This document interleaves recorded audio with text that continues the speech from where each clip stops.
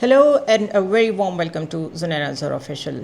خزدار میں بچوں کی بس پہ جو اٹیک ہوا ہے بلوچستان میں، اس کو انڈین میڈیا بہت ہیل کر رہا ہے، اور کئی دن سے انڈین میڈیا پہ ان کا جو جنگوازم ہے وہ ایک ڈفرینٹ شکل میں سامنے آ رہا تھا. پہلے تو وہاں ایک بڑی کنفیوژن پھیلی، مودی صاحب سے کویسچنس ہونا شروع ہو گئے کہ کیا ہم یہ وار ہارے ہیں یا جیتے ہیں.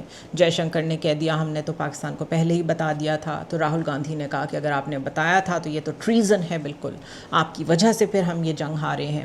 یہ سارا کچھ ابھی چل رہا تھا. تو پھر یہ جو اٹیک ہو گیا اس میں بہت جو ایک پرومیننٹ چیز کھل کے سامنے آئی، وہ مین اسٹریم میڈیا انڈیا کا یہ کہہ رہا تھا کہ ہم آپ کو بہت جلد جواب دیں گے اور بلوچستان کے اندر جواب دیں گے.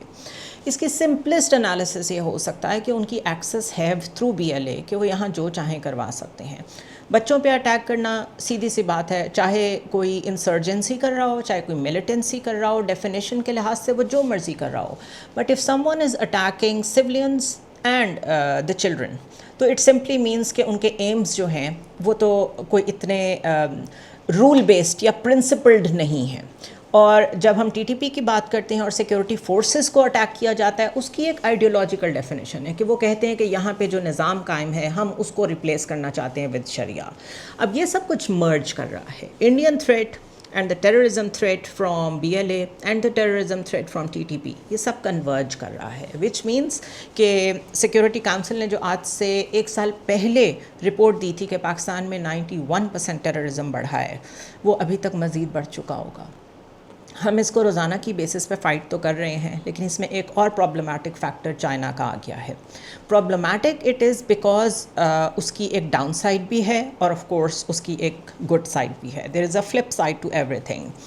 چائنا نے ریئل ٹائم وار کے ذریعے سے، یہ جو ابھی انڈیا پاکستان ایسکلیشن ہوئی، اس کے ذریعے سے اپنی ٹیکنالوجی دنیا کو دکھا دی ہے.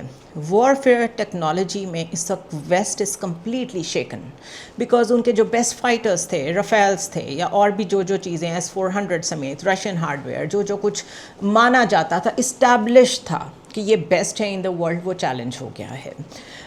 دا وے دا سپر پاورز یا جو گلوبل پاورز آپریٹ کرتی ہیں وہ یہ ہوتا ہے کہ وہ ٹیکنالوجیکلی جیسے جیسے ایڈوانس کرتی ہیں وارفیئر میں، وہ صرف اپنے بڑے کلوز ایلائز کے ساتھ وہ ٹیکنالوجی شیئر کرتی ہیں. وہ اس لیے کہ ان کی ہیجمنی رہے اور انہیں ایگزیکٹلی پتہ ہو کہ کس کے پاس کون سا وارفیئر ٹیکنالوجی موجود ہے اور کون سا نہیں ہے. اسی طریقے سے ان کی مارکیٹ بھی ایکسل کرتی ہے. اسی طریقے سے وہ اپنے رائولز کو یا ویک کنٹریز کو ویک رکھتے ہیں، اپنے رائولز کو سرپرائز دیتے ہیں جب کبھی وار ہوتی ہے، کیونکہ ان کی ٹیکنالوجی کا ان کے رائولز کو نہیں پتہ ہوتا.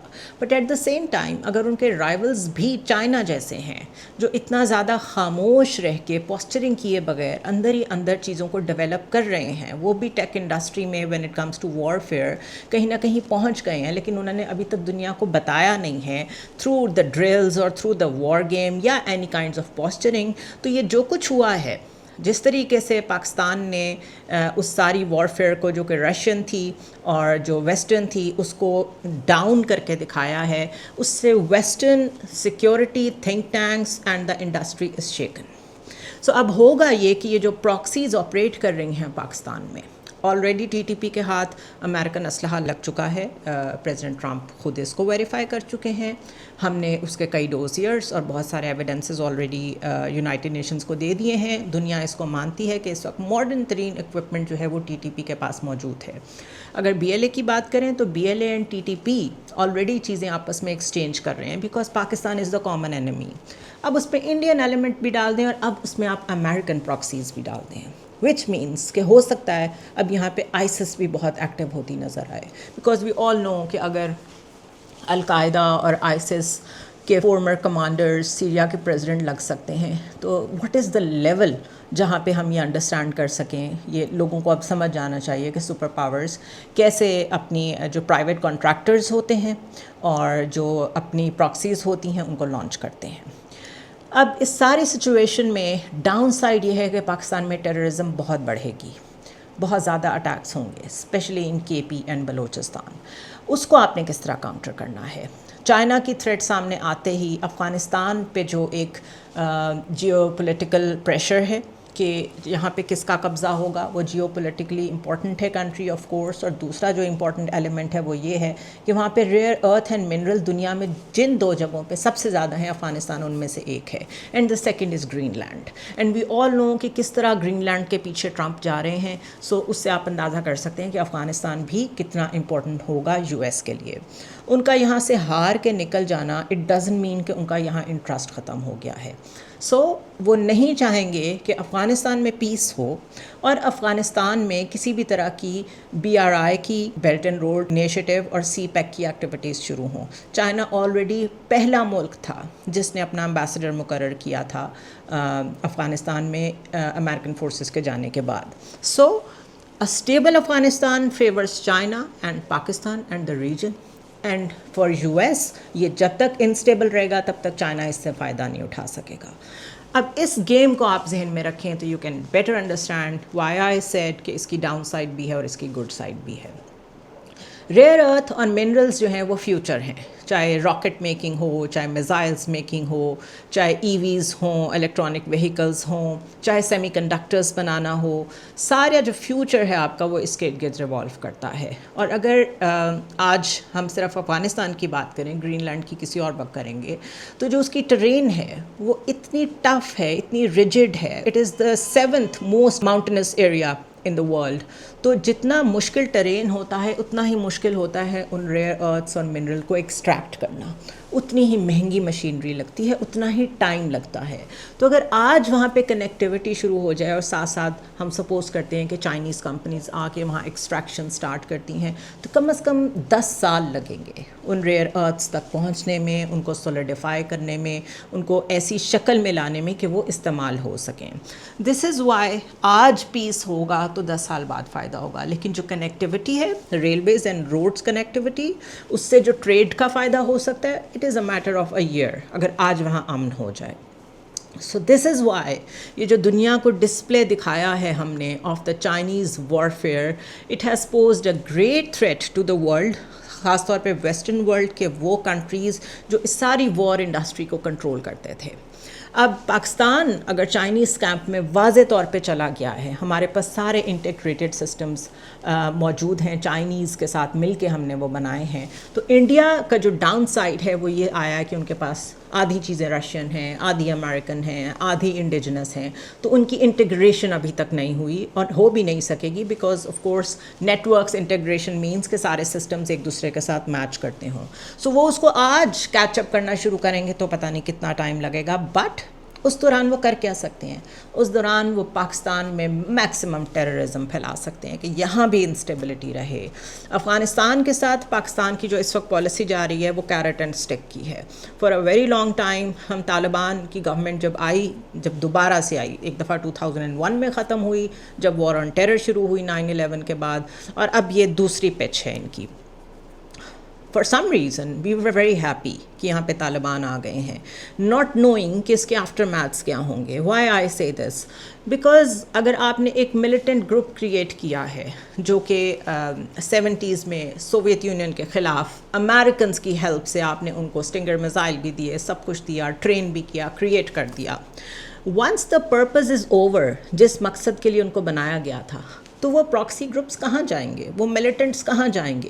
ان کو تو عادت پڑ گئی ہے کہ وہ ڈالرز لیں گے اور کسی نہ کسی کے خلاف جہاد شروع کر دیں گے, بیکاز جہاد از آل یو ٹولڈ دیم, آپ نے ان کو فیڈ ہی یہی کیا تھا.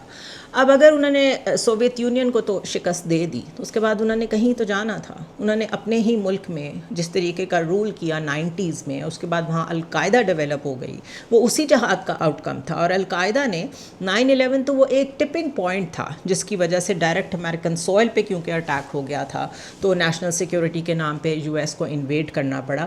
اس سے پہلے CIA کے ملٹیپل آفیسز کو دنیا میں ٹارگٹ کر کے القاعدہ نے بام اٹیکس کر کے اڑایا, امریکن ایمبیسیز کو اڑایا, اسپیشلی ان مڈل ایسٹ, اور پھر اس کا ٹپنگ پوائنٹ 9/11 آیا.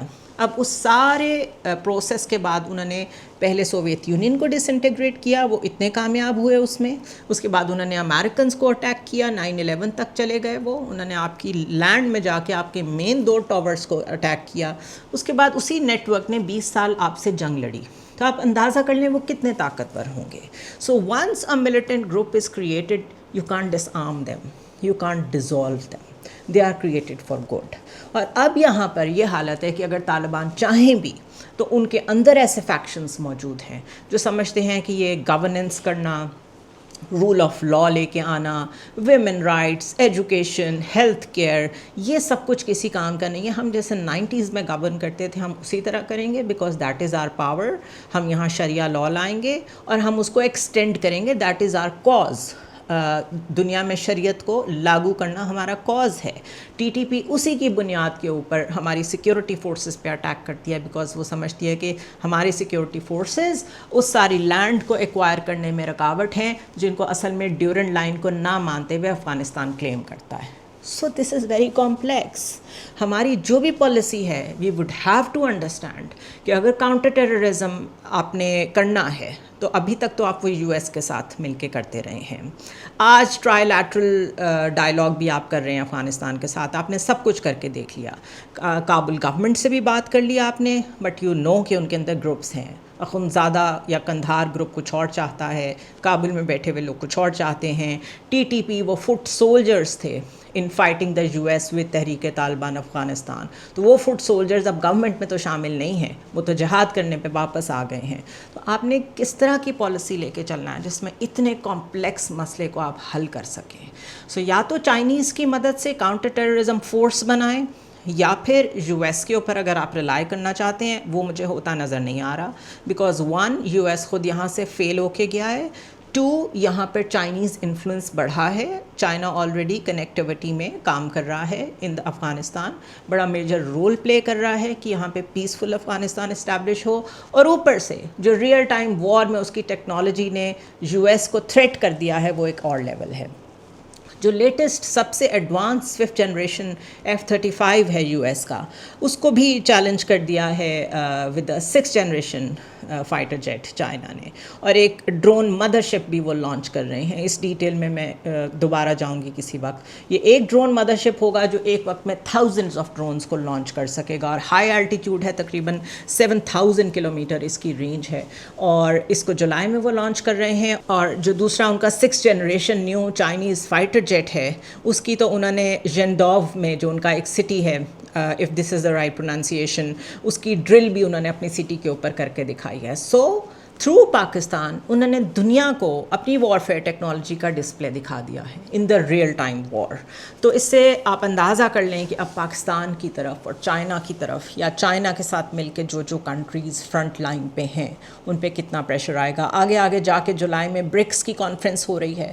برکس کی بہت زیادہ کوشش ہے کہ کسی طرح ڈی ڈالرائزیشن کی جائے، کہ دنیا کی جو اکانومی صرف ڈالر کے ارد گرد گھوم رہی ہے اس سے ہم ہٹیں اور ہم دوسری کرنسیز میں بھی ایکسچینج کریں چیزوں کو. سو دس از اے لانگ وار. لیکن اس میں سب سے پہلے تو آپ کو ٹیررزم کو فائٹ کرنا پڑے گا. اور انڈیا کیونکہ ریئل ٹائم وار میں تو ہم سے جیت نہیں سکا، تو وہ اب اس طرح کے کوورٹ اٹیکس زیادہ کرے گا، بچوں پہ حملے، وچ از میرے خیال ہے ہیومینٹی کا سب سے گرا ہوا لیول ہے. اینڈ اف یو ریممبر، میں نے راٹھی صاحب کے اوپر جو ویڈیو کی تھی، میں نے انہیں یہی کہا تھا کہ آپ لوگ ایک ایسے دشمن ہیں جو بچوں کے میسکر کو بھی یوز کرتے ہیں for your propaganda. This is another example of it. So I will continue to upgrade you on my analysis of the situation, but this is all for now. I will see you tomorrow.